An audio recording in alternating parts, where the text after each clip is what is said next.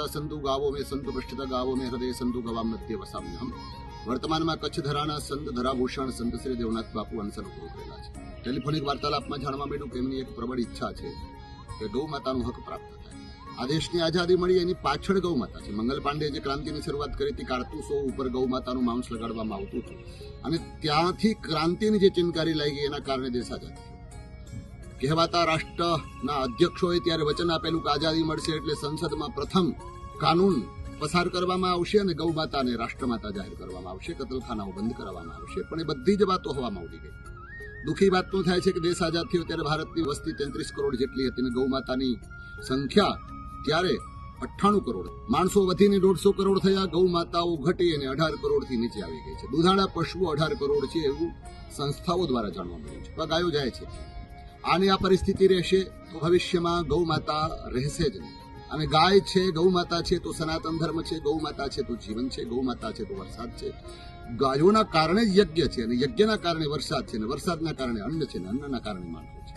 તો આ મુદ્દાને ધ્યાનમાં રાખી અને દેવનાથ બાપુના સમર્થનમાં સમસ્ત ભારતના હિન્દુઓ તો છે જ, પણ અન્ય અનુયાયીઓ પણ એમાં જોડાયેલા રહેશે માનસિક રીતે, મને વિશ્વાસ છે ત્યાં સુધી. તો ગૌ માતાનો હક પ્રાપ્ત થાય તો રાજકીય પક્ષોને એક વિનંતી કે તમે બધા લોકો આમાં ધ્યાન આપો. વર્તમાનમાં સરકારમાં છે તે અને વિપક્ષમાં હોય તે, કારણ કે વિપક્ષવાળાએ પણ ધ્યાન નથી આપ્યું એટલે જ 50 વર્ષ એમને નીકળી ગયા. એમની પણ પ્રબળ ઈચ્છા શક્તિ હોવી જોઈએ. આપ આના માટે જ આવ્યા છો.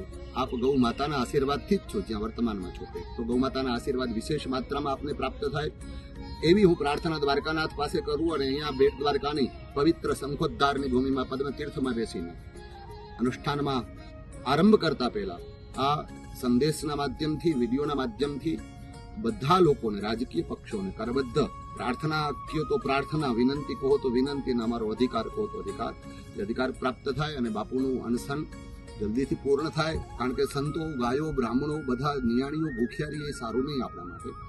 તો આ બધાને વિનંતી, અમે બાપુના સમર્થનમાં છીએ. બાપુના ચરણોમાં વંદન સાથે એમને સાધુવાદ કે તેમને આ ભગવા ધ્વજને ઉપાડી અને અગ્રભાગે આગળ આવ્યા છે તો અમે એમની પાછળ જ છીએ, એમના સમર્થનમાં છીએ. જય સિયારામ, જય દ્વારકા.